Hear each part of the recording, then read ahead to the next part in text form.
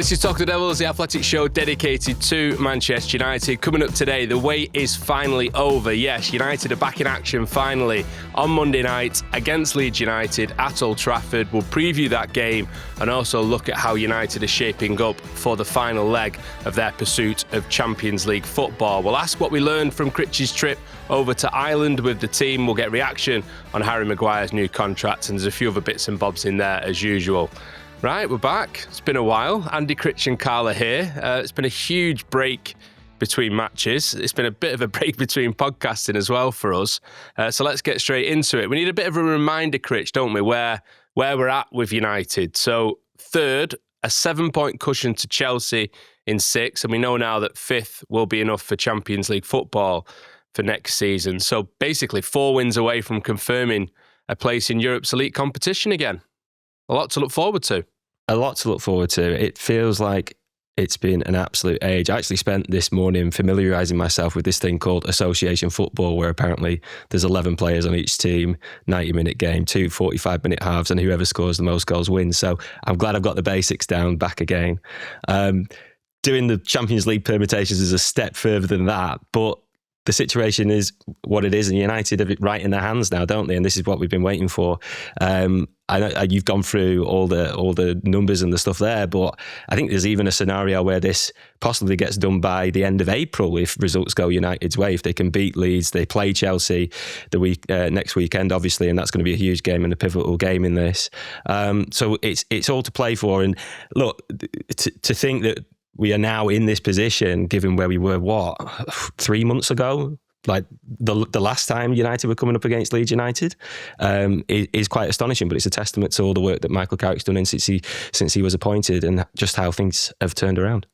Yeah, they were only 3 points outside the top 4. It's not like they were languishing down in 15th and 16th. But it didn't feel like it, did it? That's the thing. No, because I was just about to say, I remember us talking on the podcast about hearing that Jason Wilcox had briefed the squad, said that Champions League football was the expectation, the target for the remainder of the season. I think we were all a little bit surprised by that, Andy, but I've said 4 wins. I mean, 2 matches' time is Chelsea. It might even take as many as that, considering the form of Chelsea, Liverpool and Aston Villa. Someone within that is likely to have a bad end to the season.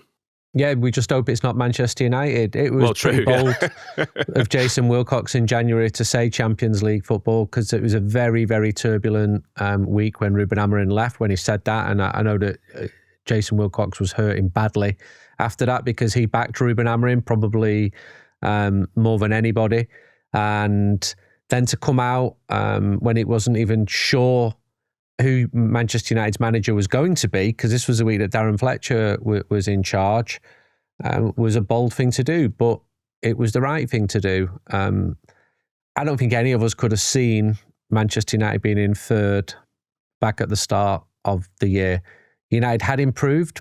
We're on target for a European finish, and it's to Ruben Amorim's credit that he had improved things. We saw some good, some bad and some ugly. But Michael Carrick has improved things even more. Spectacular results against Arsenal away and Manchester City at home. Not quite reached those highs since, but really important wins. Home form is extremely strong. We need that to continue against Leeds.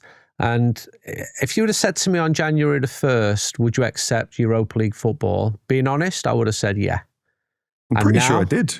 Yeah, we did. Yeah. So the receipts are in now. I'm pretty sure I did. I think it was after the Wolves result. I asked you what we were going to do, what sort of European competition, and you gave a real long pause, and you were leaning more towards Europa League football. So the turnaround's been amazing. I remember, Bilbao, the leaf blower. I just remember. Yeah. Can we stop mentioning it? Maybe. Sorry. I wrote a piece on the way back to my hotel after that game about how United were going to be in the wilderness, and I really thought, as a certain leaf blower was putting away all that confetti and ticker tape, this was the last time I'm going to be invited to that sort of European party. And lo and behold, here we are, start of April, and I'm feeling confident. I'm feeling even more. The break has been frustrating, but we've just come out of 2 Champions League games, FA Cup games. I'm looking at Liverpool. I'm looking at Chelsea play football, and I'm like, You know, I'm very confident about Champions League football now, which if you told me that in January, you told me that on my way back from a certain Spanish city, I'd have been completely baffled. Yeah, I mean, I'd like to think that qualifying for the Champions League this season will finally put the pain of Bilbao to bed, but I'm not going to mention the B word again because it makes Andy spiral. 7 games left then, Critch. What do you think we can still learn in these games? What do we need to still find out in the remainder of this season about this team, about the state that the club's in? I mean, the obvious one's the head coach's position, I suppose. Mm-hmm, mm-hmm. I think it's... Carrick's 10 games in, and what's the famous Carl Anka standard of approval for data analysis of managers or teams or whatever? It's 10 games, isn't it?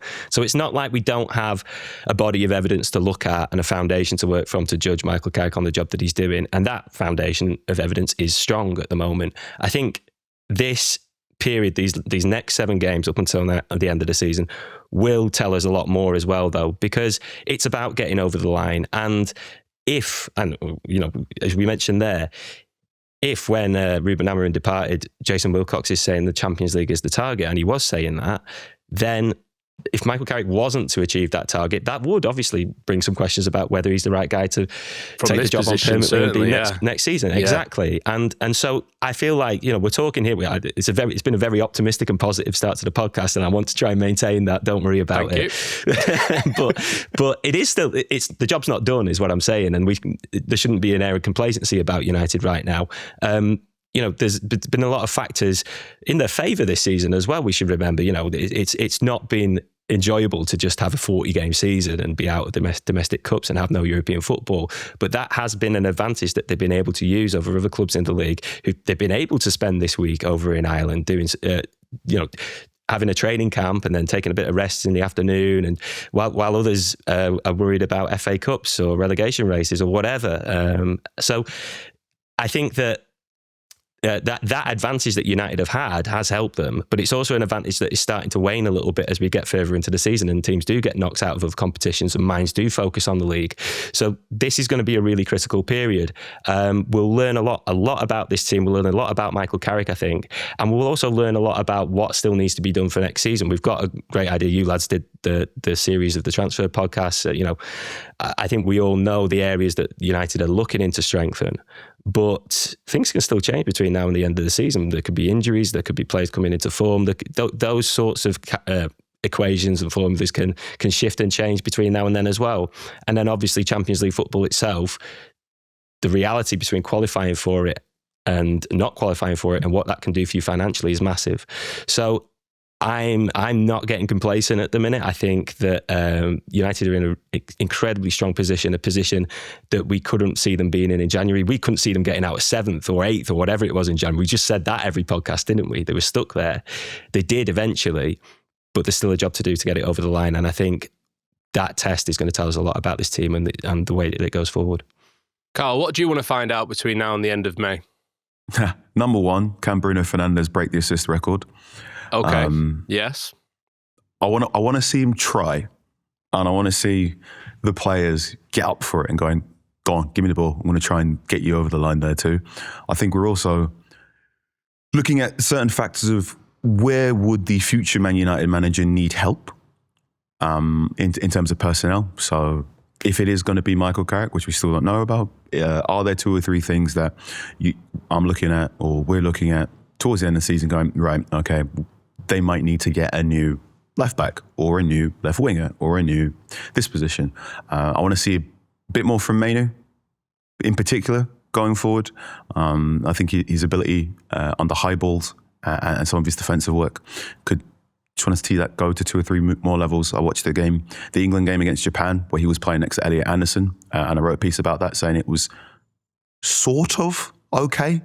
But I still want to see Mainu really start pushing the boat, in particular with his longer passing. And I think if he can do that, that makes the summer spending to a midfield partner or the second midfielder as well, possibly, makes that easier too. So, yeah, those are the main things. Number 1 for me, though, can Bruno Fernandes get to 21 assists? Because that will be very funny. Andy? I want to see Manchester United beat Leeds at Old Trafford because they're huge rivals. Game by game. Don't get carried away. Game by game.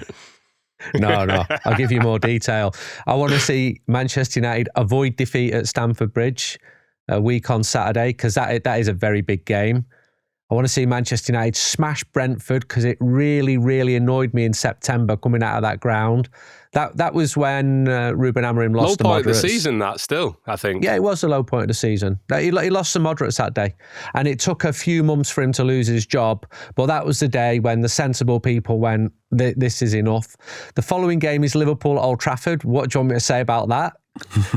Beat Liverpool at Old Trafford, like everybody else is beating Liverpool at the moment. But I'll still be nervous going into that one, because it's Liverpool, and their record at Old Trafford, unfortunately, is very good. Sunderland, the game after that, beat Sunderland, because I'm still annoyed after 2012 when they were doing the Poznan. Then Forest, beat Forest. They've tripped us up too many times in recent years. And then let Elliot Anderson see how good Manchester United are in that game and what it's like to play at Old Trafford. And then final game of the season is Brighton away. I mean, what are you expecting me to say? Absolutely smashed Brighton. Quite a few scores to settle for you. Yeah, there's Andy, a lot of in these scores final to settle. matches. Yeah, there is a lot of scores. This season is still very much alive, and every single Manchester United player should treat all of those games like it is the World Cup final, especially Brighton away. I'm still angry, and that is that they knocked out the FA Cup. You know, the season we needed to have a cup run. Yeah. You mentioned Brentford, Grimsby. I mean, I can't believe Manchester United lost against Grimsby Town. But anyway, yeah, that's what I want to finish the season. Avoid any serious injuries.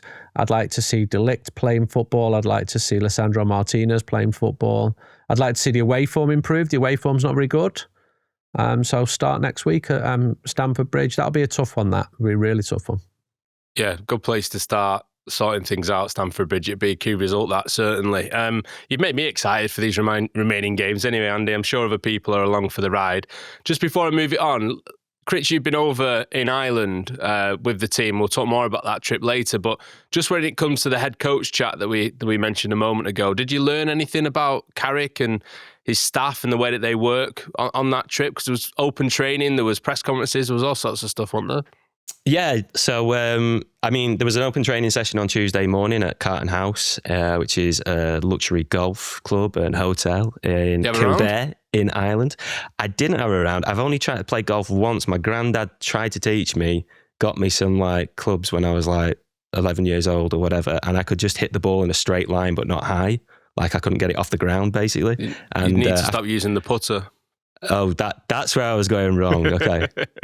Why didn't he tell me that? Anyway, he basically disowned me after that, and that was that.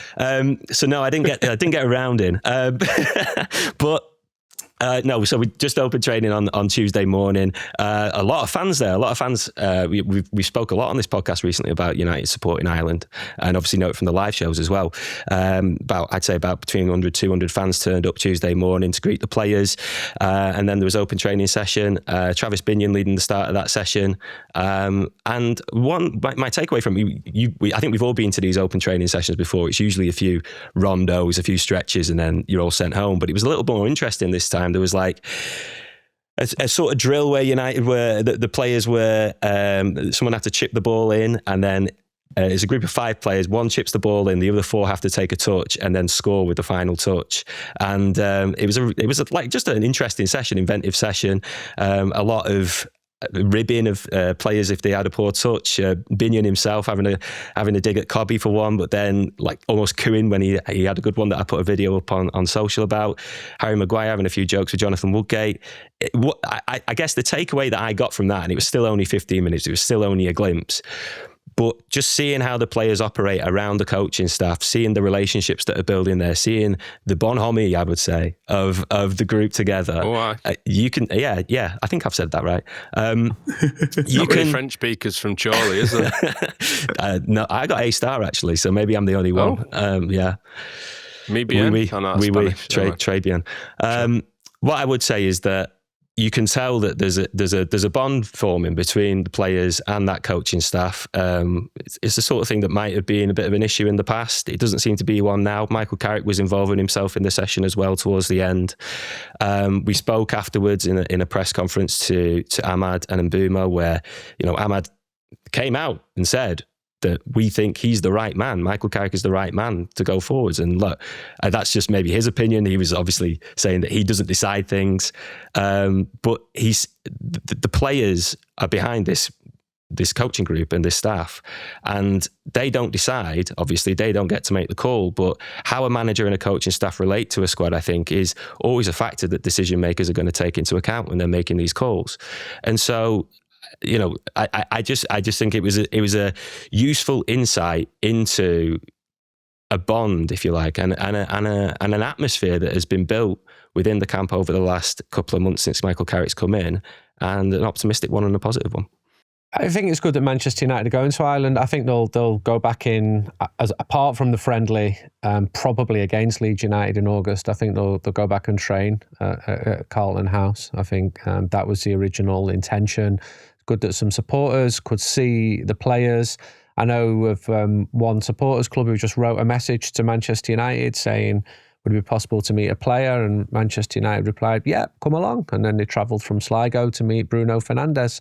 And that was just a really nice experience for everybody concerned. And yeah, you can do things like this when you've got a season like this, because this time next year, you would hope that Manchester United are in the latter stage of the Champions League, playing against a big Spanish team and smashing them as well. Yeah, it would be nice, wouldn't it? There's not many of these Champions League nights left in the season to sort of long after them, or Europa League nights or whatever else sort of competitions on. Let's see what next season holds. And you said there, Critch, about Ahmad kind of backing Michael Carrick for the job. Well, Patrice Evra has done similar as well. There's an interview with him done by Adam Crafton on The Athletic now. There's a podcast on it coming your way in the next few days as well. And he sort of says it doesn't matter that Carrick's not maybe got the extensive experience of a long coaching career. He said, look at what's happened with Van Gaal and Jose Mourinho at Manchester United. So again, if you're interested in what Evra's had to say on that and lots of other things as well, toxic masculinity, if I can say it, racism, the lot really. It's a wide-ranging interview with Adam. So go and have a read of that and look out for the podcast to come.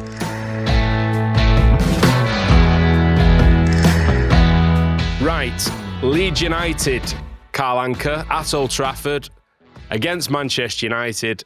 I love this fixture. I love the bitterness, the hate that comes down the M62 for this particular game. I want them to stay in the Premier League for that alone, to keep these matches going. But it's an important game for both teams. Absolutely. Especially after that long break, you want to come back, get yourself a positive result. The fans are going to be in a positive mood. They want to get something to get behind, and you want United to have that positive result, so you can keep your noses in front of a Liverpool team, a Chelsea team, which just haven't looked great while you've been away. So let's get on to it. It's going to be physical. We know it's going to be physical. I wish Harry Maguire wasn't suspended, because he normally has a very good game against Leeds, but I'm looking forward to this one massively. Yeah, he scores goals and photoshops friends into the crowd against Leeds United. That was a random memory that just popped into my head then. I mean, Andy, they're a weird team, Leeds, in many ways. They sort of had a turning point, about halfway through the season at half-time against City away at the Etihad, where they switched formation and seemed to be the turning point in their season. And since then, they've just been a really difficult team to beat, although they've not won many games, and their away record is weird. So they've only lost once in the last 11 away games in all competitions, which sounds great until you actually realise they've only won 1 of 11 as well. So they're a difficult one to work out, aren't they?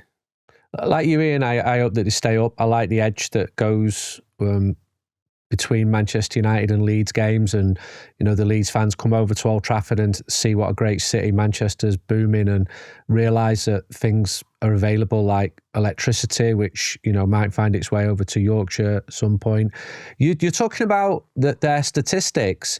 They've won 1 away game all season, Ian. They're really poor. Wolves in They're September, 18th. Yeah. If Leeds stay up, and I hope they do, it's because of their home form. Away from home, they're 18th in terms of the away league table. They're 4 points off the relegation zone. They're not winning matches. They have reached the FA Cup semi-final. So Leeds are going to Wembley, which is pretty rare. And that'll be one of them where, whoa, they'll be like the Geordies. We found Trafalgar Square. We're filling it. No club is bigger than this. Look, we've got 15,000 people drinking beer out of plastic bags in Trafalgar Square. No one in the world can do this, what we're doing. Yeah, whatever. Nice one, Leeds.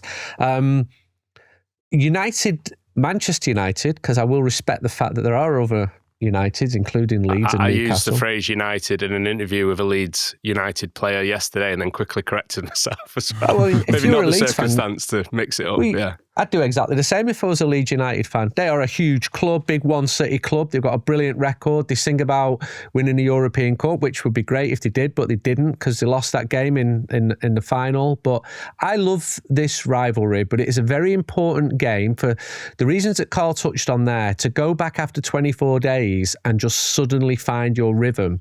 And I mean, that was a reason for the training camp in Ireland. They've not played competitive club football. It's difficult. I don't know how they do it. You know, you've just got to click in. Bournemouth seems a long time ago. And we've still got a few days till that Leeds match. It's a very, very important game. But Manchester United's home form is very impressive this year. But I remember going into the Everton game, talking about how poor Everton were away from home, and then they won with 10 men. I think we've overcome that point. We should have more players coming back. Michael Carrick talked. He didn't say explicitly that Lisandro Martinez will play, but he spoke about players being back in the mix, but training. So you would hope for one or two more players. It is a shame for Maguire because he has got the edge because he's near Sheffield and they've got a rivalry with Leeds because it's been another big Yorkshire city and they feel that Leeds, you know, has itself down as being like the most important Yorkshire city just because it's the biggest, and people in Sheffield might disagree with that. Big one. Looking forward to it. Wish it wasn't on a Monday night, but we live for moments like this. Leeds at home, and then again in a friendly in Dublin. If they stay up, if they don't win the FA Cup, so bring on Leeds United. Andy, on this point about Maguire not being available, yeah, the thought of throwing in two youngsters like Yoro and Heaven against Leeds United, how you feel about that? A little bit nervous, Carl, because I think they're both immensely talented, but they are young and invariably inconsistent. And we saw at the start of the season when Lenny was the number one starter above Harry. And there were a few, I think what Maguire brings is experience and know-how and leadership. He has a very high opinion of those two players. He thinks that they can be a mainstay for Manchester United, like the two lads at Arsenal for a long, long time. I mean, that is a real rating of Lenny and of Adey, and I hope he's right. I would much rather Harry Maguire be playing. I hope if Lisandro Martinez can come back. The game at Ellen Road was weird. It was Ruben's last game, wasn't it? I think you and I were there together, Critch, and I was listening to Steve Bruce on the radio. He kept calling Manchester United Man U. Steve, it's not Man U. You should know that. But then if you're a Geordie, you might know United as Newcastle United, whatever. And it was quite patchy, that game, because I don't think either team wanted to lose it. Josh Zirkzee came on and made a difference in that match. And Dominic Calvert-Lewin, to his credit, and he's someone Manchester United looked at several times over recent years, has been a big success for Leeds United. They're just trying to re-establish themselves. They've started rebuilding and expanding Ellen Road, big new stands going over their main stand, which is atrocious, by the way, and the Kop, which isn't much better. And bring it on. I'm excited. I think you can feel it. It's in my youth. If you ask Man United fans who their biggest rivals were, Leeds United would often be third behind either Manchester City or Liverpool. It was a big, big deal. Yeah, you can feel that in the rivalry as well. You mentioned Calvert-Lewin, so 10 goals since the end of November. He's the danger man still. It's dried up a bit of late, but he did score against West Ham in the FA Cup at the weekend. Anton Stack has an ankle injury, which would be good news for United if he's missing, because he's an important midfielder for them and takes the set pieces as well. So that's a big part of their threat. reduced, I would say, because his set pieces have been so good. There's question marks over the goalkeeper as well, which I'll explain why is interesting for United, because Carl Darlow's been in goal, but Lucas Perry had a great game against West Ham and could come into the starting lineup. And that might be good news for United, because I think he might have a few issues at Old Trafford. Does anyone know the last time Lucas Perry played at Old Trafford against United? I remember this from earlier this season, but it's gone out of my head. Was it Leon? Was it the Leon game? Maguire, yeah. He conceded 5 goals at Old Trafford for Leon last March, April, was it? Great this Paul sort of Critch. time of year last year, yeah. This Leeds team is weird, and you're totally right, Ian, about how I think it was one of the international breaks. I did a roundtable and I was asked, who do you think's the next Premier League manager to get sacked? And I remember looking at Leeds' fixtures going, good luck. I didn't think Daniel Farke could be able to turn it around. And then since then, they've just kicked on in a way that so many clubs towards the bottom half haven't been able to do. This Leeds team are very tall.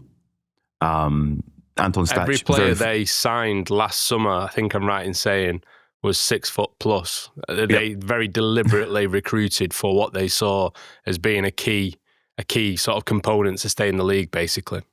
Tall, combative. We know how Dominic Calvert-Lewin likes to play football. There was a point earlier in the season where his shot map was just in one straight line, just by the penalty. Yep. There's a very precise run he likes to make in the penalty area.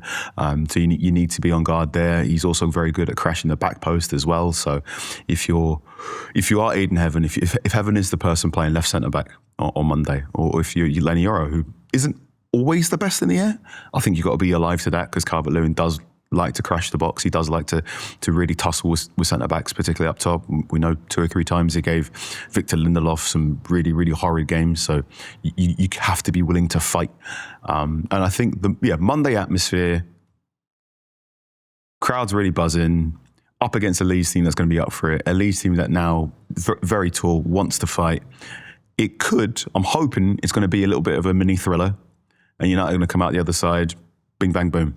Yeah, just on Heaven and Yoro, I was looking at the game at Ellen Road back in January yesterday, and I kind of forgot they both started that game. Like, obviously in a back three, but it was a time when there was a few injuries, and they were. I think Heaven was central centre back, Yoro was on the right hand side, and Heaven didn't cover himself in glory, let's say, for the goal that Brendan Harrison goes and scores. He gets left for his pace, and Yoro's getting dragged across as well in that moment too. So, you know, those are the mistakes that young defenders are going to make. And you imagine that both of them, if they are expecting to start together in a 4, essentially in a central centre-back partnership on Monday, then they'll be looking at that and trying to prevent that from happening again. And I think it'll be a big test for them in that sense. But perhaps a marker. My memory of that day is I almost have no memories of that day, because it was the one game this season that got completely subsumed by what happened afterwards. I remember us doing a pod afterwards, and like we started off talking about the game, and it was like, why are we talking about the game? because and then lo and behold, like I don't know, 12 hours later, Ruben Amorim had departed. It was quite a press conference after the game, wasn't it, to be fair? It was some mic drop. And it wasn't even a good press conference. It was just the last answer, actually. It was the last question. Ignited, it was the last question. And I think it was because everyone was waiting to ask that question, but then it wasn't coming. And so I think it was James Ducker at the Telegraph who just had to ask it at the end. And by that point, there was no room for a follow-up, because he'd gone. He'd spent 3 or 4 questions answering about Benjamin Sesko, who'd had minimal impact in the game. So his last answer as a Manchester United head coach in the end. Last act, wasn't it, really? So an extraordinary day. My other memory from it is being sat just behind Andy, and we were next to a group of Leeds fans who were giving Matheus Cunha absolutely unspeakable abuse throughout the game that I can't repeat on this podcast. But that's what this fixture is. It's aggressive. It's just horrible. Horrible is the word that I would use to describe it. I think it's always more horrible going to Ellen Road, certainly for United, than it would be to play at Old Trafford. But that's always the tenor of these games, and it makes it. I agree with you, lads. I always look forward to it, and I'm looking forward to Monday as well. You know, during this massive break, I think we've all been able to do things we wouldn't normally do. And last week, my wife and I got invited round to another couple of parents' house, and they're both Iranians. They're lovely people. They live in Europe, and obviously it's very tense what's going on in the world at the moment. And the father said to me, he said, I like football, but I don't have a football team who I support. and I wanted to speak to you about this. And I said, well, yeah, I mean, are you really asking me which team you should support? And he went, yeah. And I said, well, I'm going to suggest Manchester United from England because... And then I gave a very little potted history, and he'd heard of George Best and David Beckham and Bobby Charlton. And he he was engaged. I'm like, you're going to be a Man United fan, aren't you? And he's like, yeah, I'm up for this. Tell me more. And which players are you going to sign? And I'd say like, well, they're trying to get a guy from Nottingham Forest. And he said, oh, so he's called Nottingham Forest. No, that's the name of the club who they're signing him from. And he said, so okay, bring it on. When's the next game then? I said, Leeds United. I said, it's a big rivalry. They were famous for wool. We were famous for cotton. They're only 40 minutes apart. And we really do not like each other. And he interrupted his wife and said, excuse me, love. I don't like Leeds. And I'm like, these are baby steps here. And he said, should I read your magazine? I'm going, no, it's way too niche, mate. It'll go right over your head. Start off on a Talk of the Devils podcast. Right, this one, and then next week for the Leeds match, I want you to watch the game, and I'm going to send you some pictures from Old Trafford. Let's just build it up slowly. Don't get too giddy into it. So yeah, let's see how that one goes. What's his name? Ariza. And I said to him, thanks. It was nice to meet you the other night, and he replied, yeah, hello, teammate. So he's calling himself a Red. Ooh, I love lovely. stuff like this. My wife, who'd never heard of Manchester United when she met me, literally never heard of them, now says to me things like, there's nothing on earth like being a Red. I'm like, how'd you know? You've not even heard of them. Anyway. Because she's been with you for too long, hasn't she, basically? We've got to the point where I want to say thank you as well for everyone who got in touch for the quiz that we did, that went out last week, was it, I think now? And a ridiculous end to that. I can't believe the player that we didn't get. If you don't know what I'm talking about, go back and have a watch or a listen to that. It's good fun. We had some fantastic responses as well to all the transfer podcasts that we did. There'll be more of that, I'm sure, as we head towards the summer as well. But thank you for everyone getting in touch. We had a lovely message as well from Ryan, who was supposed to be running a marathon in a couple of weeks, but he's had a bit of a health scare. So you look after yourself, Ryan. Thank you for your message as well. While the men have not been playing, the women have. It's not been a great period for them. We were giving that the big build-up. Megan Feringa, of course, was on a recent episode talking through how the Manchester derby had gone. And there's some interesting articles up by Megan now on The Athletic to have a read about the situation for the team at the moment. So go and have a look at that. Right, let's talk Harry Maguire. He is banned for this Bournemouth game. I think there's still, Critch, am I right in saying there's still a chance the ban could be extended as well, so he could miss Chelsea too? Is that right? That's right. We got the chance to speak to Maguire as part of the training camp in Kildare, and just asked him briefly about that, and he said that he's going to find out whether he has that suspension extended, essentially, but he'll only find out after the Leeds game. So there's still a chance of that.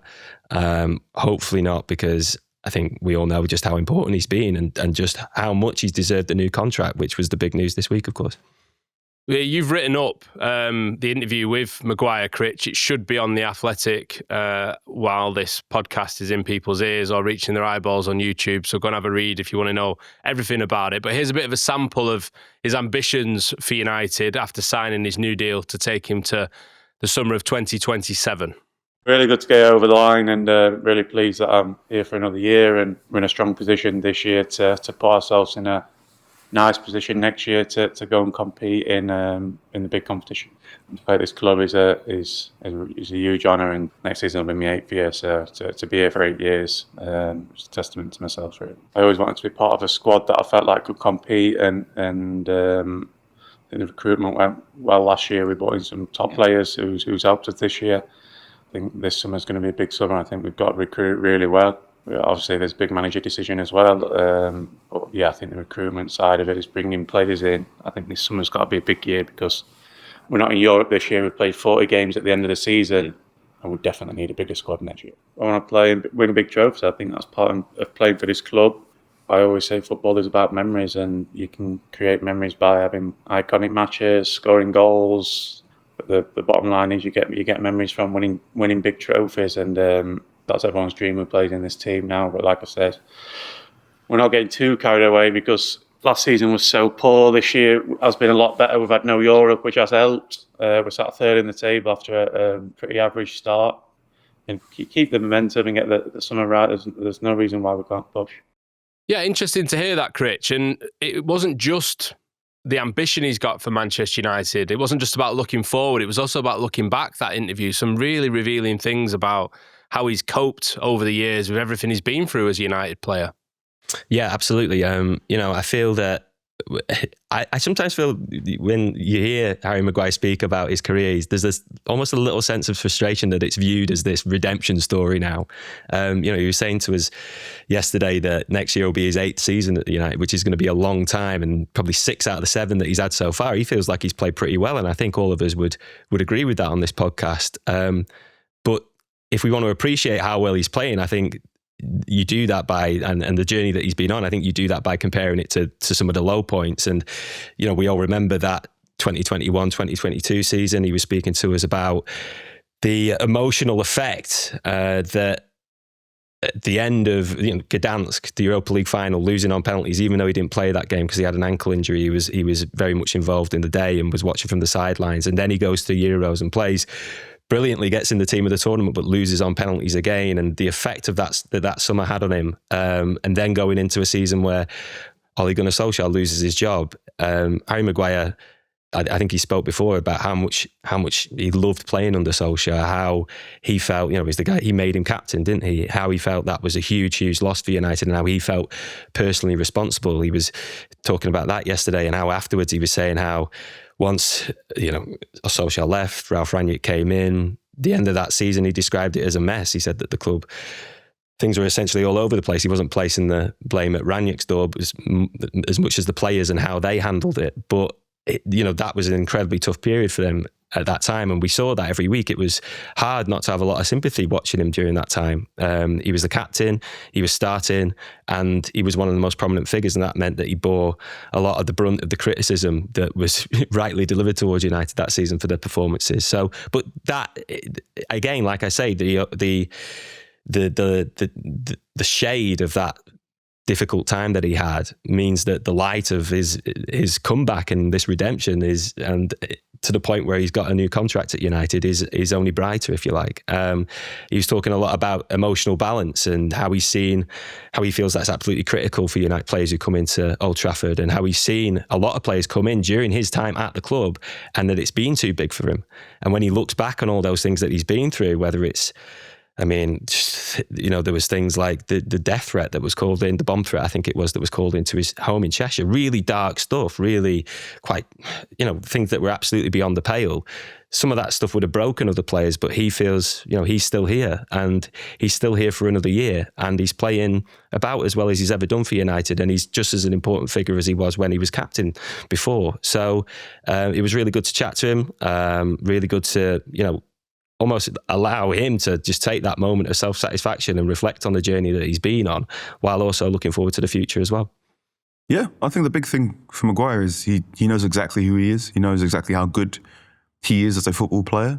He's got his strengths, he's got his weaknesses, and he works very, very hard to make sure those weaknesses are not as prominent as they could be. I think we've all now watched a game where Harry Maguire is up against a tricky winger and they're about to burn him for pace, and he's like, all right, I'm going to take a yellow card now. And it's little tiny veteran things like that I think have been really important. I mean, that there's been now 2 or 3 players who have been signed probably to replace him in the starting lineup or to push him further down the pecking order.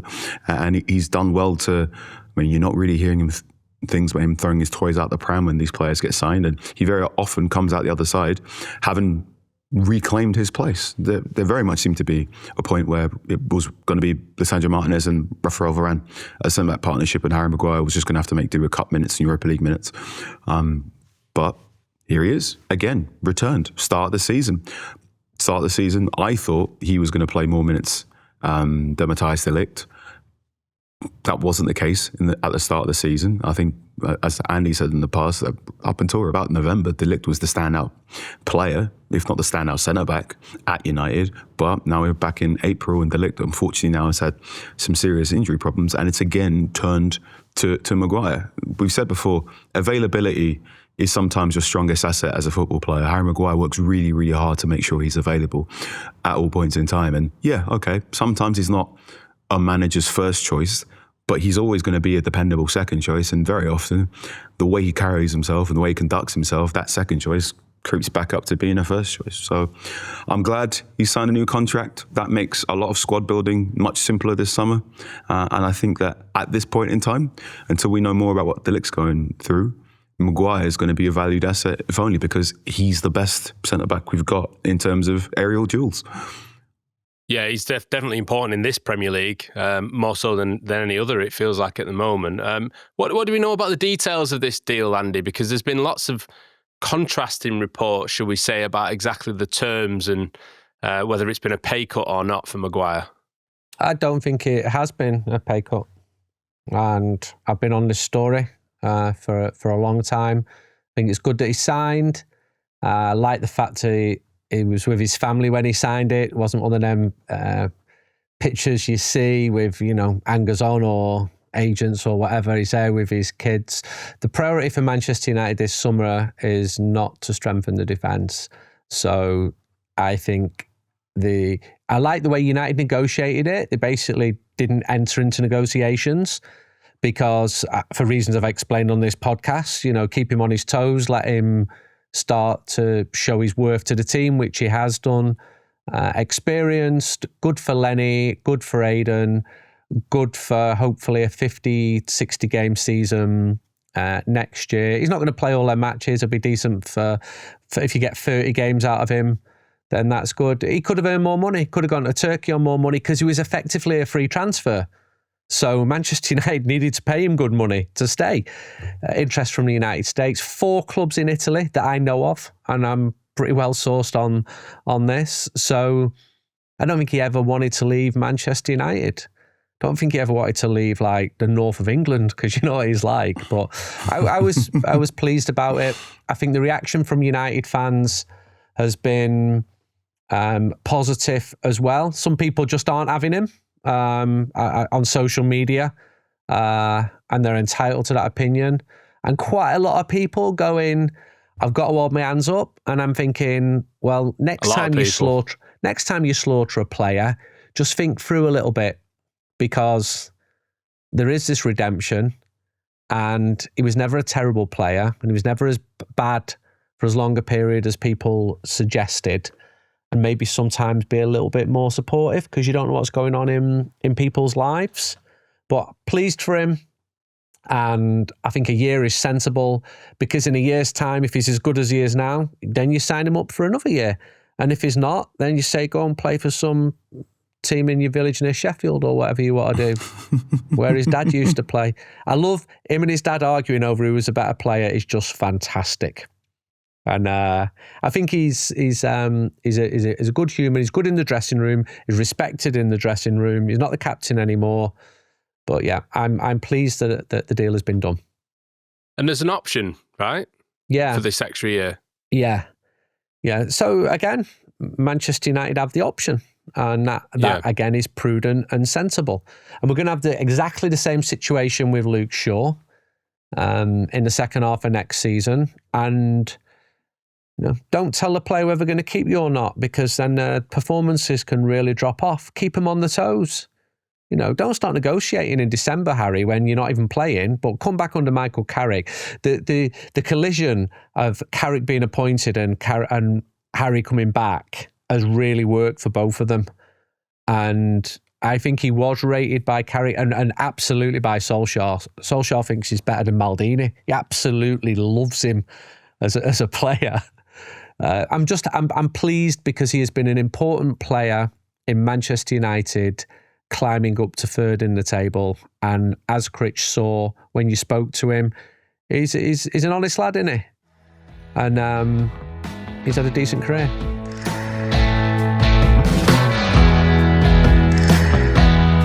Right, just before we finish then, let's talk about Manchester United's pre-season, which has been announced. Like you mentioned before, Critch, it was part of the promo of going over to Ireland, this game that may or may not happen against Leeds United at Croke Park, which is an historic thing, of course, for a football match to take place there. And for United to be involved in that is obviously a huge honour given the history of the place. So, Leeds, it will be if they don't get relegated, because it could clash then with the start of the Championship season, which is earlier than the Premier League, or if they don't win the FA Cup, because they would then be involved in the Community Shield, which would then clash with this game as well. But overall, they're playing in 5 different countries in Europe, and that is unusual, that the entire pre-season will be spent in this continent against teams from 6 different nations as well. So good spread there. Yeah, a big spread. I think it's a definite change of tack from what we've seen in recent years from United for a long time, to be honest. But I think it's good. I think, we have seen them go often to play one game here or there in Scandinavia or somewhere, but there's a huge constituency of United fans across Europe who are dying to go and see the team in the flesh. And yeah, they might have more opportunities to do that more often by coming over to Manchester to watch games. But this is an opportunity for them to see them in their own place. And I think, look, we spent most of this season talking about mid-season friendlies in the Middle East, in the Gulf, in Saudi, wherever, and maybe there's been a few more reasons why that's not happening since then, make it a better idea to stay away, I guess, things outside of United's control. But I think this, just having this training camp this week, once Champions League football became a realistic thing, a target essentially, and something that came into view, I think it made sense for United to just pare things back. You don't want to be playing, I don't know, Riyadh All-Stars, when you've got the level of games that United have got over the coming weeks with the level of importance that's attached to them and the significance. You want to really focus on the task at hand, essentially. And I think that's part of the reason for the training camp this week, and then into the summer. It's a huge opportunity to see fans across the world and make those memories with them. Yeah, Carl, do you think it'd be a benefit for next season, the fact that they haven't got lots of travel? Well, they have got a lot of travelling, but not long distances and time zones that are, drastically different to the UK to navigate? Yeah, I think that could be really beneficial. We've seen 2 or 3 other top 5 clubs take more of their pre-season tours and keeping them in as close to one location, one centralised location in Europe. And there's this belief, there appears to be this belief now that a short, sharp pre-season rather than travel around North America or Australia can help with fitness and other X's and O's things that you need to get sorted out. So whoever is the manager, whether it's Carrick or another human being, if it is less travel, more centralised locations, especially after a World Cup where I'm sure there's going to be 2 or 3 players playing right until the end, the latter stages of that tournament as well. This could be really, really beneficial. United need to have a really good pre-season. They need to have a good transfer window. They need to have a good pre-season. The swing from a 40-game season that we're currently experiencing to what I'm pretty sure everyone intends to be a 60-game season next season, where you need to make sure everyone is fit, everyone's able to do the hard running and all the set piece stuff. That's going to be really, really important. So a pre-season in Europe rather than traveling all over North America. I think there's a Wrexham game in there. There now always appears to be a Wrexham game in there. Yeah.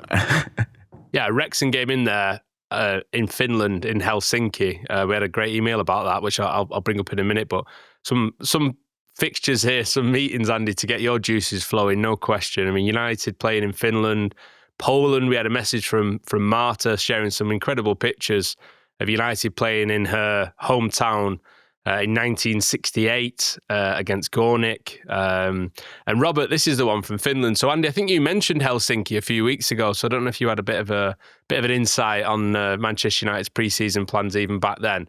But he says, I was pleasantly surprised to hear Helsinki mentioned. He said on the podcast that United have played in Finland only once in the 1965 European Cup against HJK. This is not fully correct, as United have had a friendly match in my hometown, Hanko, the southernmost town in Finland, in 1981. Apparently it's a record attendance at the Rookie Arena, 3,254 players like Ray Wilkins, Steve Coppell, Gary Birtles involved in that game. So Andy, it's nice to be corrected, isn't it? It's a competitive game, and it's true. I mean, United have never played a competitive game in Norway, but we've played there absolutely scores of times. I think it's good that the team are going to Helsinki. Look, this is going to be a lot less lucrative than going to the United States, but The reasons for this are because there is a World Cup. There'll be a lot more training going on at Carrington, although I do think they'll have a week in Ireland where they stay there following the success of this week. So they'll be boomeranging in and out to Helsinki, to Gothenburg, to Trondheim, and to Poland, and then stay a little bit of time in Ireland, playing against really good opponents. You're never getting an easy game against Atletico Madrid, because as we've seen in the Champions League this week, and I was at their game last night, if there's a five-a-side friendly game for their under-twos and Diego Simeone is involved, then he'll absolutely want to win it. So were you in that press conference with Griezmann the other day? Unbelievable. Yeah, brilliant. Yeah. And so why going to Scandinavia and to Finland? United are hugely popular there, especially in Norway. The consumer market is very sophisticated. They can stomach high ticket prices, and they are high ticket prices. And the stadiums are very good. So it all sort of stacks up in that way. And I'm looking forward to it. I got wind of it a few weeks ago, so I was hinting at it on this podcast. We did the story first for The Athletic. And yeah, I'm just looking actually this morning at trying to get from Helsinki to Trondheim, but not flying. And then going, actually, it's but you're walking it. I'm not going to walk it, am I? And then I'm like saying to my kids, do you want to come? And they're like, no. And saying to my wife, do you want to come? No. Right. So I'm going to go by myself, going to get a boat to Stockholm, and then I might get a train north and then cut across. And who can I see along the way? Because Jesper Blomqvist is in Stockholm and he's a lovely fella. I don't know. I quite fancy it. A bit of me time, watching United pre-season, and hopefully them first games have been better than the ones in recent years, because they've been terrible. That game in Trondheim in 24 was absolutely an affront. Any of the fans there should have demanded the money back. It was appalling. You're going to get a bit of it because it's the first one. And also you're going to get some big names there, because there's lads like Brian Mbeumo and Benjamin Sesko who are not going to the World Cup finals. Yeah, so Patrick I think that is important. You can add to that list now as well after the playoffs. Out of respect for the fans paying a lot of money for tickets, you should be sending some big name players. And Croke Park, brilliant. Never seen an event at Croke Park before. 84,000 capacity, massive historical significance in Ireland, and that is to be respected. So yeah, I'm excited about this pre-season. I knew it'd get your juices flowing. Absolutely. Fantastic. Right, let's leave it there for Talk of the Devils. Carl, Andy, Critch, thank you so much for being with us. Thank you, everyone, for listening and watching along as well. We'll be back on Tuesday after another Monday night game at Old Trafford. There's still one more to come after this as well. But yeah, we'll be back on Tuesday in the studio to reflect on whatever happens against Leeds. But for the moment, thanks for your company, and we'll see you on the next one. United are nearly playing again. That's good, isn't it? See you soon. Bye. Thanks for watching this episode of Talk of the Devils. Don't forget to hit subscribe if you've not done already. Like the video and also get involved in the comments too. And click the bell to make sure that you never miss an episode with myself, Andy Mitten, Carl Anka and Laurie Whitwell. There's also our social channels at TOT Devils on Instagram, X and TikTok. Thanks for watching.